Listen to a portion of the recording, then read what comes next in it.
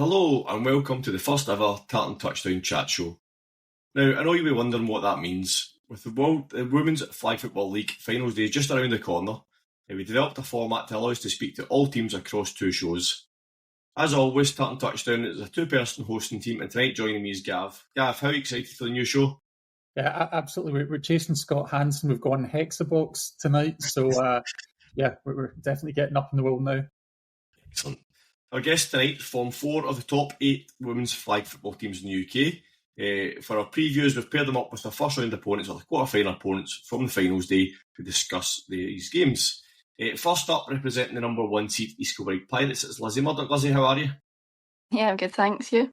Excellent, thank you very much for joining us. In the quarter-finals, East Kilbride are up against the London Flame and Meg McDonald. Meg, how are you? Good, how are you? Excellent, thank you for joining us. Next up, we have the reigning and defending 9-time champion Coventry Cougars and Ellie Thorpe. Ellie, you are one of Tartan Touchdown's first ever guests. Welcome back. How are you? Hi, I'm good, thanks. Happy to be here. Excellent. And finally, we have Leeds Samurai and Holly Clegg. Holly, how are you doing tonight? Yeah, good, thank you. Excellent. Thank you to you all for joining us tonight. We're looking forward to talking through finals day with you all. For those listening and watching, let me talk you through how the format of the show will work tonight. First of all, we'll have a guest on to discuss their regular season, and then all our guests will go backstage while we're doing that. We'll then bring their direct opponents in from the quarterfinals to talk about their regular season before we have both players on screen at the same time to talk about their matchup on the finals day. We'll then repeat that format for the other two teams. Alright, so the only place we could start is with the reigning and defending champions. So Elliot, we're going to start with you and Coventry. So Lizzie, Holly and Meg, we're going to put you backstage temporarily and we'll bring you back on when it's your turn to discuss. So give me a wee second, I'll just swap this out. Let's see.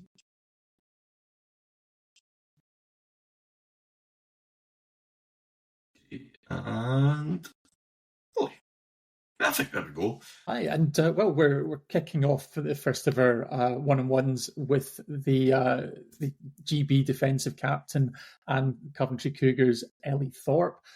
Your eyes haven't deceived you if you're watching along on YouTube. Dan has disappeared, and like the Sam Darnold of our podcast has been replaced by our very own Sarah, who's stepping up into the breach with Dan's technical difficulties. So she'll be joining us for the rest of the show. But Ellie, obviously we're here to talk about the Coventry Cougars seasons. Of course, you are our first returning guest to the podcast. So again, welcome back. It's great to have you on. Yeah, great to be back. And obviously Cougars, the big story for yourselves is going for that 10th national championship, and it was a really strong start to the season for yourselves. Obviously from the very first game day, racking up 4 wins, including a couple of big wins against playoff opponents in London Flame and Leicester Huntsmen. So I guess, how did you feel making such a strong start to the season? Yeah, we were really pleased with the start we made to the season. Obviously, we never go into any game expecting a win, but to get 4 wins that first game day was important. We were actually missing a couple of our key players that game day because they were playing internationally. So we had Kelly Barrett starting at quarterback. She's very comfortable there now, even though it's not her kind of preferred position. She really got into the rhythm, and I think every season we see her becoming more and more versatile, which is great. And we were missing our star receiver, Grace Conway, as well. So, to get those wins without our starters or some of our starters was really special. And it was also kind of the debut performance for a lot of our new players as well. So seeing them get field time, getting those yards, making those stops was also really nice. Really pleased with that first game day. And of course, it was actually a delayed start to the season for the Cougars as well, because you're participating in Champions Bowl during what was game week 1 for most of the other teams. So I guess, how did that play a part in setting your squad up for the season? Yeah, I mean, it did make it quite hard for us because obviously we had one less game day than other teams. So our schedule was condensed to 4 games per game day. And that is intense for any team. Internationally, we tend to play 3 games in a day. At IFF tournaments, you would play a maximum of 3 games. So 4 games is challenging, and especially with a lot of our players playing both sides of the ball. It's a lot on your fitness. and even more intense in the kind of really poor weather conditions we've been having in the winter season. That really made it hard. It was so cold and windy, and yeah, it was a struggle. So yeah, really happy with how it went. It's a good start to the season. Yeah, absolutely. And I guess as the season went on, I mean, of course, it was a 15-1 campaign overall. Really went through piling up the victories. Had some big wins throughout the course of the season. I guess the one matchup that everyone had their eye on throughout the campaign was your crosstown rivalry with the Coventry Panthers, who I guess the scheduling gods, they saved it till much later on in the season. So I guess the first time you faced them was on game week 4, the penultimate tournament of the season, where you lost 31-13. So I guess how did that feel, kind of hitting that challenge? Yeah, I mean, obviously it was a tough day for us. No one likes losing. But we didn't deserve to win that day. The Panthers played better than we did. I think every team has bad days where they perhaps don't play as well. And that was one of ours. I think it was a challenging schedule that day. That was our hardest game. It was the last game of the day. So it was never going to be perfect conditions for us, but they played better than we did that day. But I think kind of what defines you is probably how you come back from that. And that's kind of the statement and the mentality we wanted to take coming to that next game day. We draw a line under the loss. We learn from it. We put the work in during that kind of few week break, and then we come back stronger. So I'm glad that we kind of set the tone with that next game day and kind of prove that we can compete with them, and we can kind of put our stamp on it.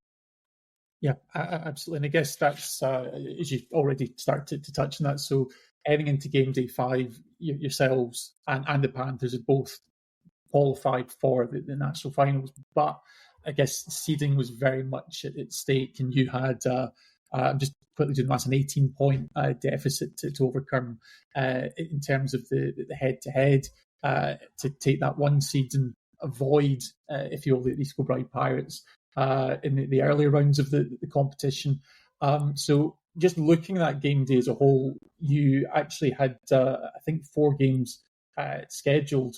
And in actual fact, just checking, I think you conceded minimal points for that entirety of that game day. In fact, you got out your opposition. The final of those 4 games was actually a forfeit, but against Nottingham, Coventry, and Nottingham Gold, 0 points conceded. So yeah, it was a heck of a statement. I mean, obviously to make in that Panthers game specifically, but 0 points conceded across that entire game day. You must really feel like you're peaking at the right time.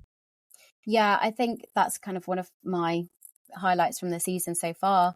We've conceded the least points of all the teams. Our defense is really strong. We've played together for a long time. We have really good chemistry, and I think we've got better at adapting, during games as well. So I think that's something that always fills me with confidence going into a game. I know that our defense is really reliable and won't concede. We all go in with that mentality. So I think that's something that I'm looking forward to seeing at finals. Yeah, absolutely. I mean, I think that's one of the stats that I kind of ringed getting ready for the show tonight was 3.6 points conceded per game. So you're the number 1 in the league in scoring defense. So I mean, you're obviously the GB defensive captain as well. What is it that you think sets the Cougars defense apart as such an elite unit? I think defense is so much about communication and rapport with each other. And I think the majority of the time we're on the same page. We know what reads our teammates are going to make, and then we can play. We can align ourselves with that. So I think that communication and that chemistry is just there. We've played together for a really long time. That being said, I'm starting to see that in other teams too. The Panthers, for example, Emma Dedico, I would say, is probably our best defensive back in the UK. And she's now got, talented players around her too. So they've also got very strong chemistry on defense. And you're starting to see that with other teams. I think it's great to see. We're not just playing standard, 2-2 anymore. Teams are playing around with new coverages, mixing it up. And that makes it more challenging, also more fun. So that's definitely what we're trying to do at Cougars a bit more as well, trying to push ourselves, trying to mix things up a bit more. And of course, get our new players on board with learning these different concepts. Yeah. Of course, and I think that's a really important point you make about new players coming on board, because as much as the Cougars have had consistent success over the last decade or so, there's always been that kind of theme change and being able to adjust. And actually, even looking back to your previous trip to national finals, you were missing Grace Conway from GB, who obviously had the ACL injury. Your quarterback was pregnant at the time. So I guess there's a lot that you've had to kind of deal with in terms of changes to the team. Yeah, and I think being able to adapt and meet some of those challenges is what's kept us going. We are a resilient team. And we faced a lot of those kinds of challenges. Last year was really tough, but we found a way to, pull together and make things happen. I'm thankful that Grace is back. She's our starting receiver. She plays quarterback. She's an amazing defensive back. Having her back on the field, again, just fills everyone else with confidence. Our leading touchdown scorer, I'm sure, if we kept stats, she would be on that score sheet every time. But also having Millie back at quarterback as well has been really important. So it's just nice to have everyone back together. But at the same time, I think, life happens. Everybody has personal things going on. And football isn't everybody's entire personalities all of the time. So being able to adapt when people have to go off and have babies or have work things or have injuries, but then always making sure we're pulling together and finding a way to kind of overcome that adversity or all those challenges is important. That's perfect. And I guess be remiss not to mention, I guess, one of the big stories from the Cougars in terms of this season, which is the hunt for number 10. We've seen the photos. I think certainly over the last few years, you've definitely been keeping count of how many titles are in the bag. How much, if at all, does that play into your mindset heading to Ravenscraig? Yeah, I mean, of course, it is in everybody's minds. Everybody wants that 10th. Everybody talks about it to us as well. We're always hearing, oh, you're on the journey to the number 10.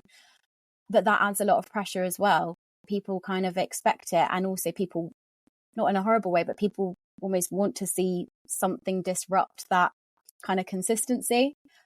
So we know it's going to be challenging. We don't think it's going to be a walkover. We're working really hard for that number 10. That's something that we've said from the start of the season. This isn't going to be easy. We're not the same team we were 5 years ago, 10 years ago. We're a different team now, and the game is getting better. The competition's getting better. Everybody wants that number 1 spot, and they're coming for us. So, we know we have to work hard for it. But we're ready, we're ready. Yeah, absolutely ready. And I think we can't wait to see how it looks come finals weekend at Ravenscraig. So we're going to take a little pause now, Ellie. So thanks once again for joining us while we speak to your opponent, or one of your opponents from the Leeds Samurai in Holly Clegg. So thanks for joining, Ellie, and we'll have you back in a little while to go head-to-head with Holly. Thank you. Okay, next up, we're joined by Holly Clegg from the Leeds Samurai. So thanks once again for joining us, Holly. Tell us, how does it feel going back to another finals tournament with the Samurai? Yeah, it's I'm really proud of the girls in the team this year. It's great to be there every year, but this year particularly, we've not had our quarterback for most of the game days. And so it's been a really big achievement showing people what we can do without her. Ruth's an incredible talent, and to get there without her is a testament to the rest of the players in the team and how well we've done and how well we've adapted. So yeah, I'm really proud of everyone. Absolutely. And I think it's resiliency is probably a theme that's really jumped out to me looking at the season that you've had to this point. I think there's 4 games you actually had were decided by a single score. So I guess you know what it's like to be in a battle. How does that help to prepare you for finals? Yeah, I mean, finals day is always tough. And as I say, this year will be especially tough for us again. Ruth's not available for finals either, which is a big loss. So we're just going to go and see what we can do and have fun and, treat it as a celebration of the season and see what we can do. Yeah, absolutely. And it was, I think there's certainly plenty to celebrate. Obviously, certainly getting to the finals in itself, fantastic achievement. You finished up with obviously with a winning record, and along the way you defeated a number of your fellow playoff contenders. So, I mean, just looking down the schedule, certainly I think the second game week, that's one that really jumped out to me, where you knocked off both the Sheffield Giants and the Manchester Titans on the same That's the one we day. did have, Ruth. So, it was good. I think that in terms of the achievements, we, like you say, we've had hard-fought competitions, and that is the one that we had, Ruth. So I can't I can't say that was as hard-fought a competition. I mean, it always is, but compared to the rest of the tests that we've had across the season, that was a good game day. Yeah, absolutely. No, it's a fantastic result, but you still obviously had some work to do, and obviously coming down to the final game day, you made sure that you got the wins that you needed to get into that crucial fourth seed. So you obviously had a couple of losses to, again, Sheffield and the Titans return the favour, but had those key wins against the Cheshire Huskies and the Titan Bees. So Ellie similarly had spoken about having to play 4 games on the one day. How was that for you, going through that run of multiple fixtures, knowing that you had to get those results? Yeah, it's really tough playing 4 games. Obviously, we weren't anticipating that, but we obviously had the cancelled game day, so it was the only way that we and the Huskies would be able to have played the same amount of games as everyone else. So it was important that we did it. It's taxing, especially when you have a smaller team, and not everyone could stay for the entire day for that particular day as well. So in the last game, I think we had, I can't remember how many players we had, but it was tough. Yeah. Okay, absolutely could believe that. And I'm just looking even back to 2023. So talked about actually what it's like to be in a close game, but even at finals in December 23, you actually won a very narrow victory against the Amazons in the wild card, and played the Cougars pretty close before you went out then. So I guess, what do you think you'll need to do at the quarterfinals to make an impact? The quarterfinals is the game against the Cougars. Is that? That's right. Yeah. Yeah. So I mean, we're just gonna hopefully lock down our defense, and just work on it that way. It's always going to be a tough game playing the Cougars. Obviously, they're 9-time champs for a reason. But yeah, we're not giving up, and we're going to put on as good a fight as we can. Absolutely. Well, I think what we're going to do at this point, Holly, thanks for giving me your thoughts, is we're actually just going to bring you back in with your quarter-final opponent, obviously Ellie, who has just been speaking, just to get each of your thoughts just on the game itself. So Ellie, bring you back into the chat. Welcome back, Ellie. So we're just moving on to the conversation there, just actually reflecting the fact that your quarter-final matchup at Ravenscraig will be a rematch of your previous trip to finals 2023, where the Cougars edged out the Samurai in I guess a defensive classic, 6-2. So I guess, how do you prepare, each of you, for a game where you've not played each other all season? I think it's sorry. Last year the format was slightly different, so we had some cross-conference game days. So you kind of had met each other in the regular season, whereas this year you've got the North and the South conferences are completely separate. So I do think it's more challenging, having not seen those teams play for the season. You're going in a bit blind, so you're kind of counting on them playing in a similar way to they did last year, and trying to find whatever little clips you can. But there's definitely more of like an unknown element, I think, this year. Absolutely. I guess likewise to yourself, Holly. Obviously, this is where we start to have these cross-conference fixtures. So what's it like kind of facing off against the unknown? Yeah, I mean, as Ellie says, it's difficult. We don't know how they play. We don't know what positions people are playing. On both of the teams, we all kind of play both ways. And so not knowing the lineup before we actually step on the field, it is something that's going to be tough for both teams, I think. Yeah, absolutely. And I guess you've not really seen what's been going on too much over the course of the year, but you're not completely unfamiliar, given that this is a rematch from the previous season. So having that little bit of knowledge, Holly, what are you expecting from the matchup? Well, as Ellie says, their defense is great, as is their offense. So it's going to be difficult and challenging. As far as our team is concerned, we're just going to try and stay honest to the schemes that we've been running all year, and that's all we can do, and test them in the way that we know how to test them. Excellent. Thanks very much, Holly. And I guess, Ellie, obviously you as the defending champs, we kind of talked about that already. You maybe come back to finals with a bit of a target in your back. Is that something that is, I guess, creates a bit added pressure for yourselves and your teammates? Yeah, I think it does. I think, like I said, we really lean on our experience to pull us through.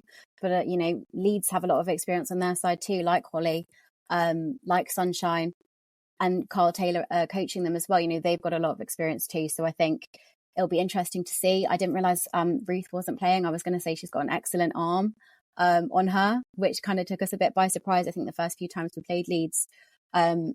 So relieved that she won't be playing, but I'm, definitely not underestimating what the Leeds side can do.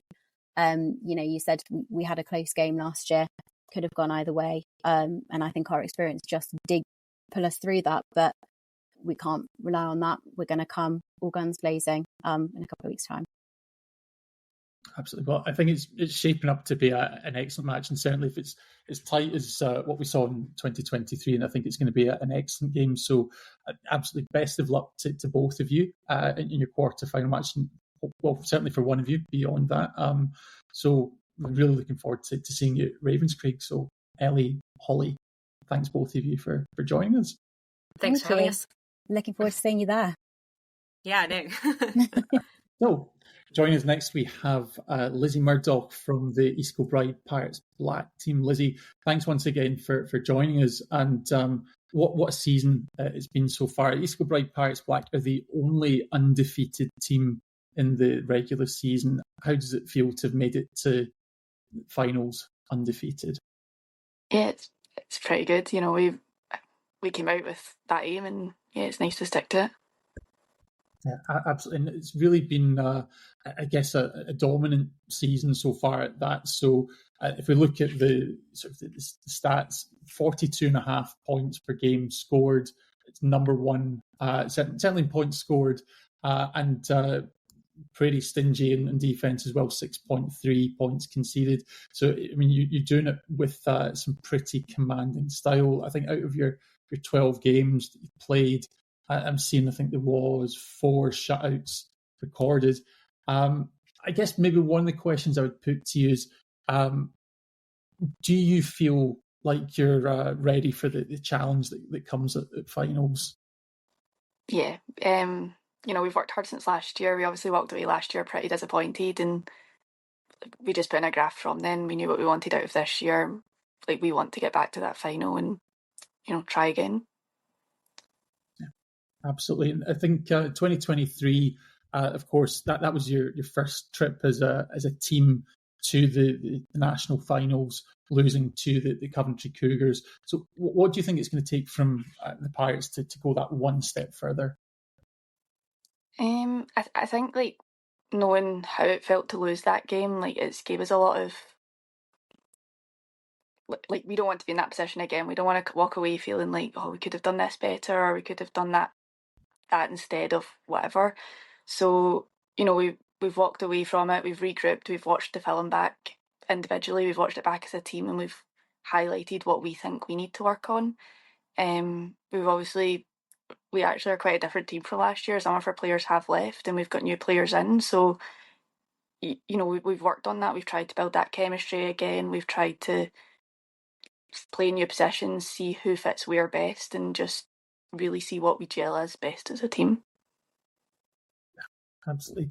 And I guess there's, as you mentioned, there's a lot of talent on that team. So in addition, of course, to yourself, Ainsley Barclay and Robin McCluskey, both European champions with Great Britain in 2023, and Abby Coleman, a youth European champion, and actually collecting medals with the GB Lions contact team as well. So what does it feel like having that level of international experience in the squad?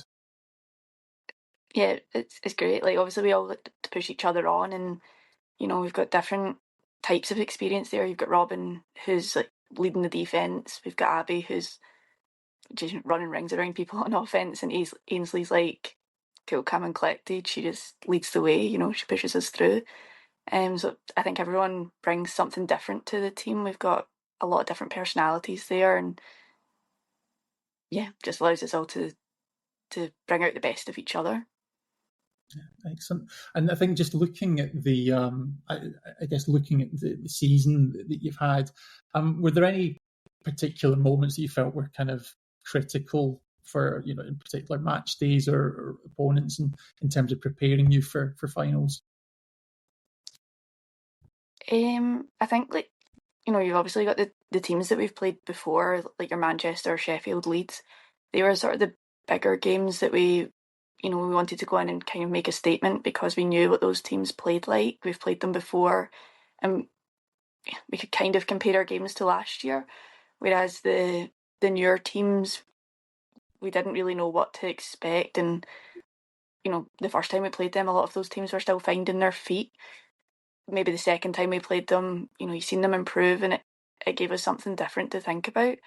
But definitely, like the teams that were in the league last year, they were the teams that we were looking to go out and put a mark against. Yeah, absolutely. And I guess one of the teams that you had to face in the division was your own East Kilbride Pirates Red. So this is the first time that the Pirates have entered two teams into the league. So what was it like, I guess, having that internal competition between the two sides? It's really fun. It's something we've wanted to do for years. Like, we've always had a big squad, but we've never quite had the numbers for the two teams. But this year we really pushed for it, and it's left, like, the black team, there's not many of us. A lot of us are playing more than one position, or we have to be really versatile. But it's been fun. It's allowed us to push ourselves, and we've played the red team. We played in different positions. We put. I played quarterback. That's the worst thing I could do. We tried to make it different, spice it up a wee bit. Yeah. No, it's great. And I suppose it's all helping to prepare. And I guess one other, theme in terms of the squad is, I guess, the coaching setup, because there's that strong connection between the Pirates women flag team and the Glasgow Hornets. I guess that's another team that knows what it's like for a number of years, in fact, to get to British finals and just fall at that short final hurdle before finally winning last September in Manchester. So has any of that experience, I guess, rubbed off from likes of Nicky Farrell and Andrew Gibson in the camp? Yeah, definitely. I mean, we a lot of the girls are playing with the bees anyway, so we train with the boys once a week, which we obviously, we get a lot from that, and it was great seeing them actually put that over the finish line this year. Well, last year now. But like, coaching wise, like they bring a lot to the team, and for them to know what that felt like at finals last year, it meant a lot, and it really pushed us to try and mirror their success this year. Like, we want to take that home too. Absolutely. I think it's going to be a really exciting game day. Again, obviously we've spoken about the Cougars and the Samurais matchup, but I think likewise for yourselves facing off against the Flame and hopefully in two more games from your perspective, it's going to be really, really exciting to see. So similar to what we've done before, we're going to speak to Meg from your quarterfinal opponents, and then we'll bring you back to chat through the matchup itself. Perfect. Thanks, Lizzie. So now we will move on and talk about the London Flames. So we have the fabulous Meg McDonald, who's been waiting very patiently to talk to us. So thanks so much for joining us, Meg. Before we get into the regular season, unfortunately, we'll talk about it. You broke your leg in the off season, which has resulted in a lot of time away from the field for yourself. So first of all, how is your injury and how has your recovery been so far? Yeah, thank you. It's been long. It's been longer than I thought, which is probably shorter than what other people thought still. It originally happened in July, so I was playing maybe the second to last game in the Prem with Spark, which is the third team of Smoke. I was actually a teammate as well. Total just freak accident, nobody's fault. They had, of course, done a surgery to put a metal bar through the leg. Nice and strong now, so I hopefully will not have a re-injury there. But I was off my feet for 2 months, maybe.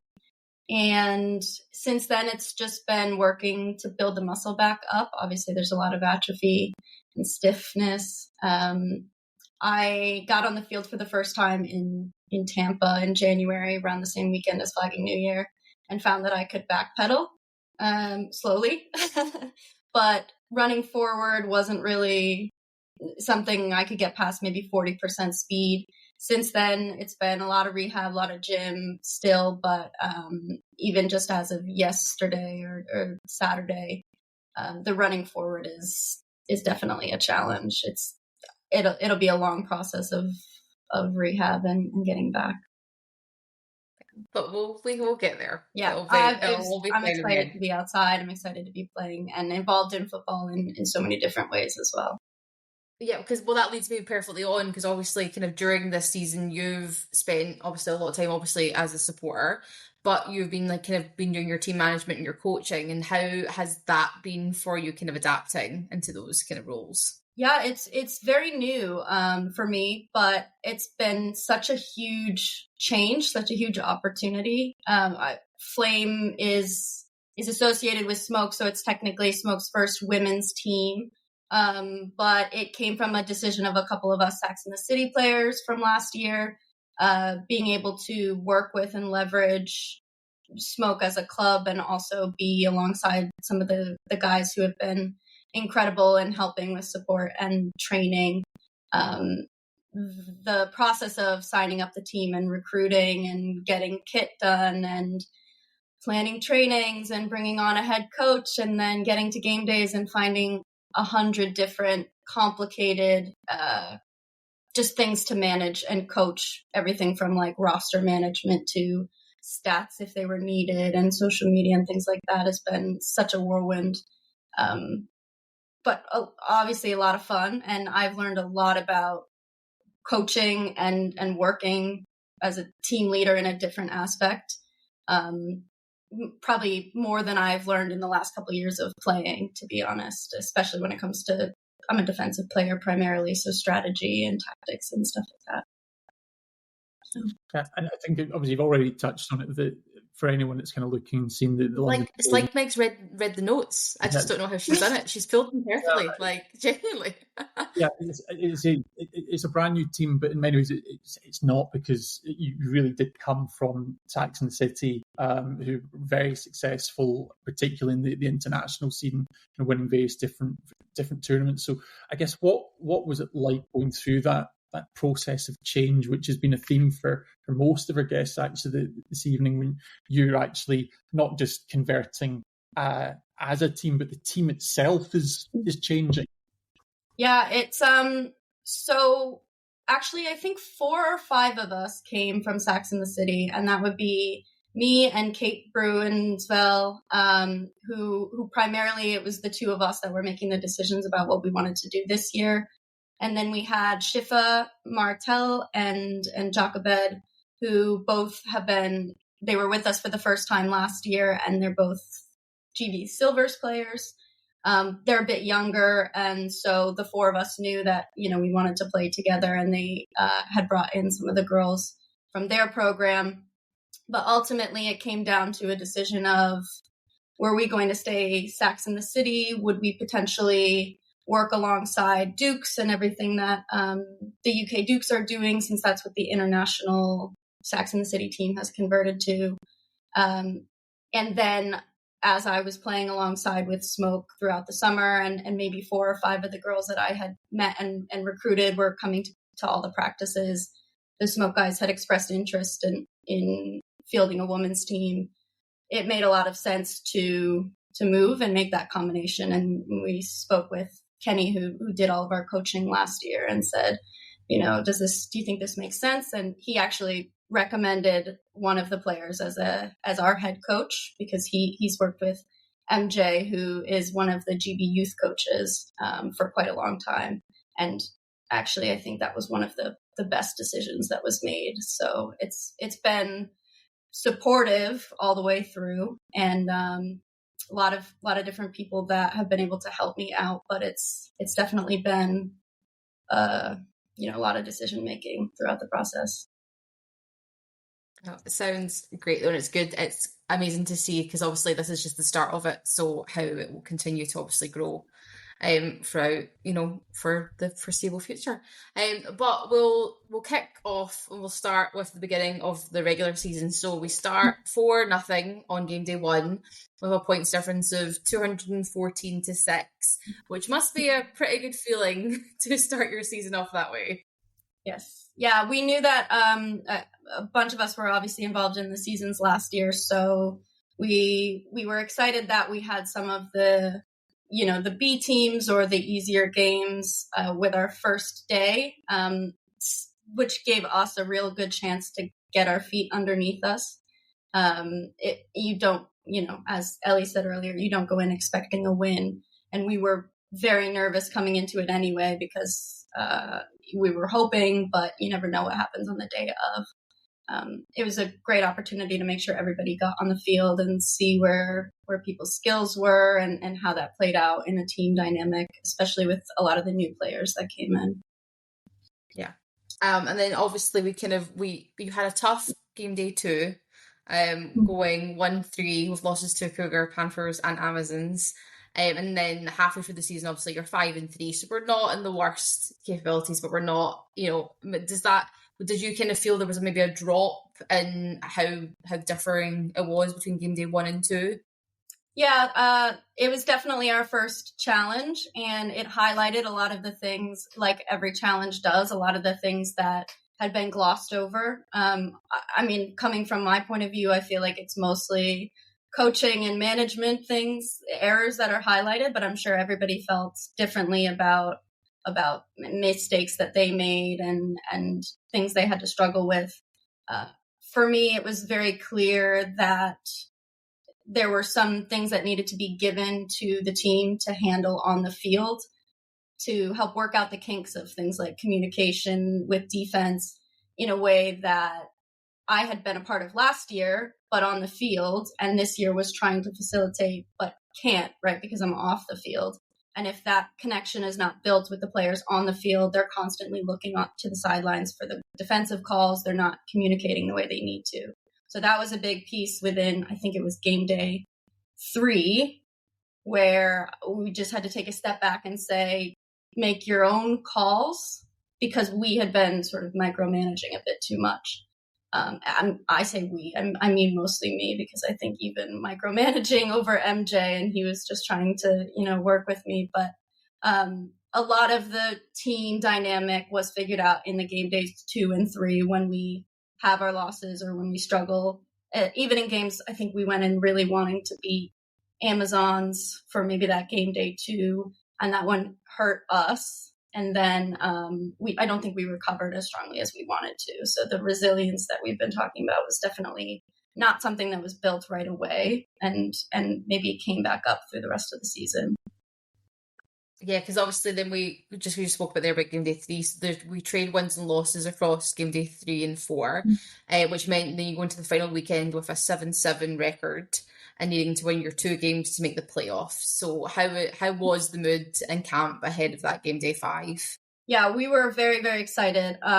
We came in from game day 4 without our quarterback or our starting center. Kate was an amazing stand-in for quarterback in the first game, and she did really well, and we ended up in game day 4 actually subbing in a girl that's new with us this year. Her name's Petia. I've played with her recreationally for years, and she became a star in the second, third, and fourth games as quarterback, and we were sort of able to get really amped after that, and that put us in a good spot for game day 5. But we had lost to the Huntsmen on game day 4 once, and of course we had lost to Amazons before, so this put us in that round robin competition for the third and fourth place on that last game day. We did we had the game day in London in one of the venues that we do a lot of the mixed games, and we asked and brought a lot of the smoke guys in to support, and a lot of the sideline was really encouraging. So it put everybody in a really excited mood, and it was a beautiful day too. So. Always good when the weather is on your side as well. So you had a comfortable win over the Amazons, so it was 45-7, and then you had that nail biter against Leicester, where you prevailed 27-25 to be here to chat with us tonight. So how were that nerves in that last game? I can imagine it just went down. Yeah, it was switched. We actually had the Huntsman game before the Amazons game. Yeah. The Amazons Huntsman game was first, and we were watching. I was watching because I think the girls were warming up throughout the whole game, nervously. It didn't have a huge impact on us, but if, for example, Leicester had lost, it made a bigger difference. And leading up to this game day, maybe 4 or 5 different people are messaging me with all the different combinations of scores and wins and losses that could possibly happen. I said, I don't think I can think about it anymore, but watching that game, I think actually Amazons did a really, really great job at shutting down Leicester's offense. I'll say I think they did a better job than we did. So that game was very close, even though Amazons didn't bring their quarterback. They couldn't have their starting quarterback that day. But they did a great job shutting down the defense. So hats off to them. Towards the end, it was definitely in Leicester's best interest as well to not take big risks because they needed that tie. So we went in there knowing that our big difficult game was then, and we were fired up, we were warmed up, but they had obviously been warmed up coming off a tough game as well. With that game and the feeling at the end, that was, I think I was in a little bit of tears. There was a lot of excitement on the sideline. There was a lot of drama on the sideline as well. I think our supporters got very, very, interested and involved in the game day. And then we had the Amazons, and I think that, they're struggling without the quarterback was big, and we were coming off a big high. I think we were just, playing at our best. Yeah, we were just set. The motion was in. We were in the motion, and we were going for 100%. Well, congratulations on making it to the quarters. We're looking forward to seeing you in just a couple of weeks. But we'll now bring Lizzie back on, and we'll discuss your matchup.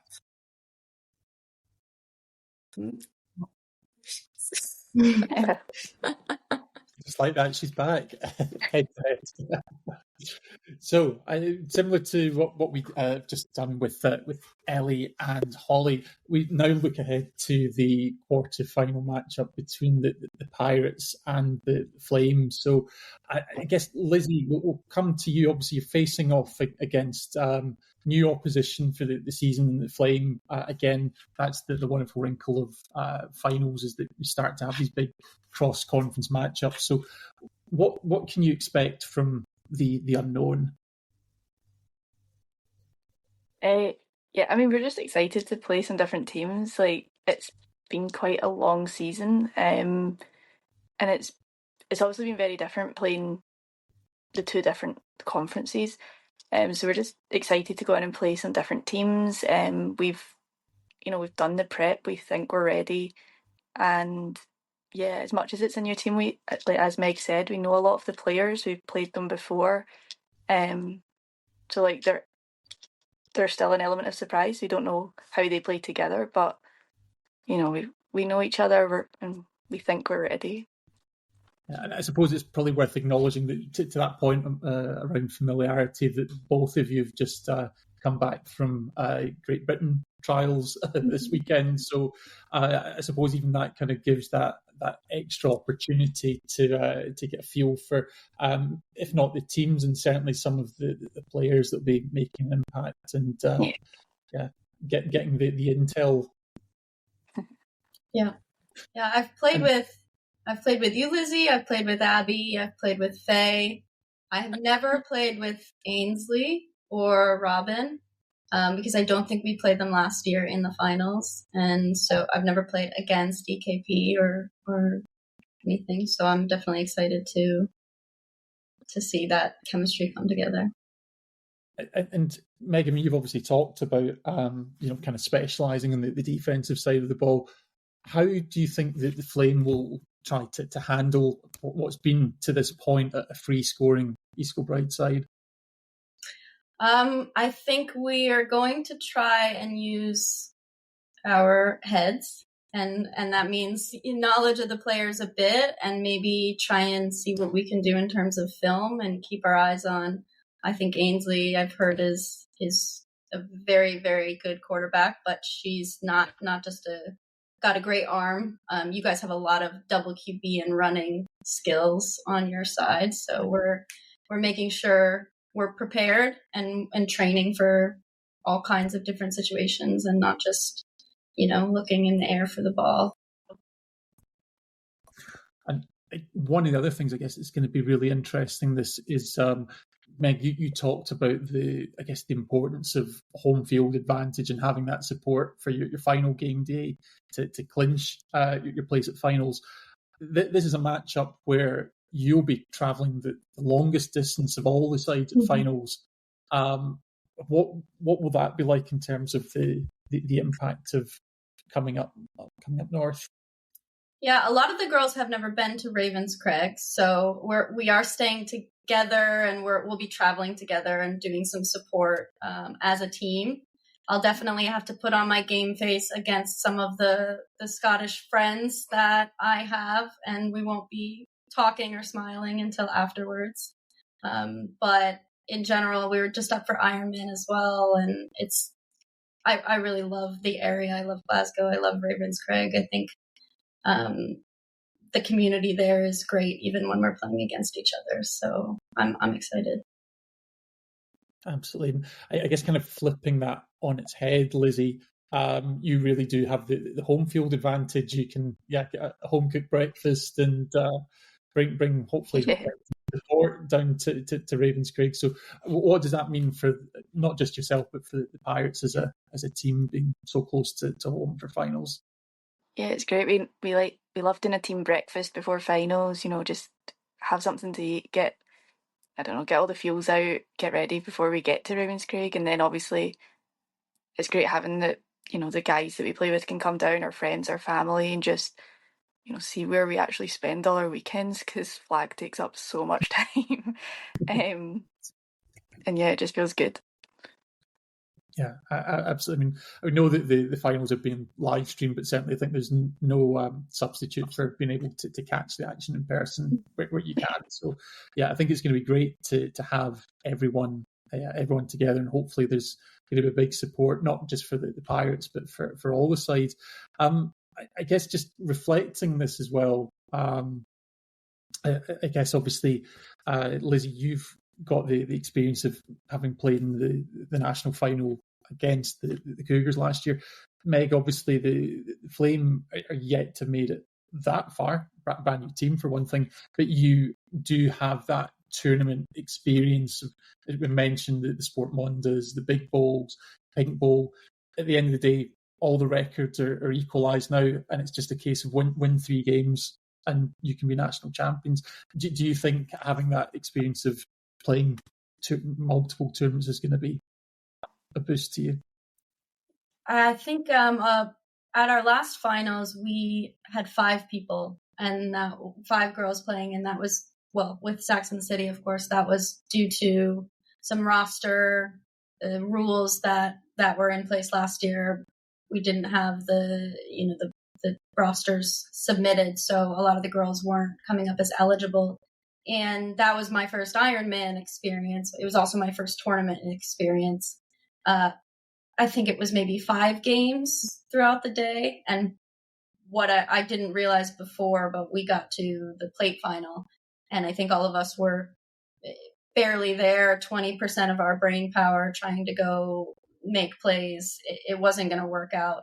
Since then, especially when it comes to the regular trainings, everybody's new but has built up a lot of endurance. We did have a couple game days that were 3 or 4 games, so I'm hoping that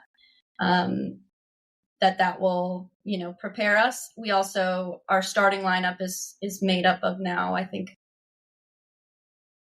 for offense it was all 4, all 5, and then for defense it was maybe 4 or 5 of our starters that were at GB this weekend, so we're used to the full days, the long camps. It's been the off season, but everybody's getting back into it. So I don't think we're bringing a huge squad, but it will be great to make sure everybody gets on the field and stays refreshed.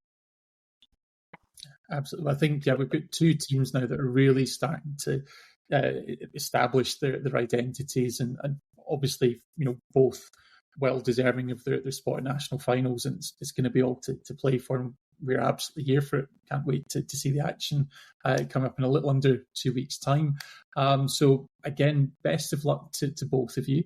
Really looking forward to seeing what I think will be a superb matchup, and we'll see where the day takes you. Thanks. Thank you. And with that, we're coming towards the end of our show. We do have Ellie to bring back in just to say thank you for joining us. Unfortunately, Holly from the Elite Samurai has had to leave us a little bit earlier for work commitments, but I think it's been great to have really every team from the finals represented over what will be the course of a 2-part special, just to hear the experiences, the expectations, the excitement from those who know it best, which is yourselves, the players, and in fact coaches as well. So really just want to say thanks to each of you for joining us this evening. First of all, to Meg, Lizzie, and Ellie, thanks for joining us. Thanks, Faith. Really enjoyed it. It was really interesting actually hearing, Meg, your perspective as like the coach, manager, and Lizzie, your perspective from kind of the Northern Conference as well. Looking forward to seeing you both on finals day. Yeah, this was a really cool format. Great job, guys. I won't take credit for it, because it was all Dan. He's in the background somewhere. I also should make a point. Ellie in a previous pod said that she would bring me a T-shirt for the Cougars. I will accept bribes. I will accept bribes for anybody else. I'll happily swap in and out T-shirts. So again, I'm open to whatever freebies I can get. But I am expecting my Cougars T-shirt. I'm glad you reminded me. Absolutely. Well, again, thanks to everyone for joining. And just a reminder that this is part 1 of 2. So we will be joined later on this week, although we'll be dropping next week, by representatives of Manchester Titans, the Sheffield Giants, the Coventry Panthers, and the Leicester Huntsmen. So, as I say, we did promise we give you the full picture in terms of finals day. So we're really looking forward to hearing from the rest of the sides, and potentially, ladies, your opponents in semi-finals and beyond. So really looking forward to it. So thanks once again for listening. This has been Tartan Touchdown. Please don't forget to follow us on Instagram, subscribe on YouTube, and of course wherever you get podcasts. But until next time, we'll see you soon.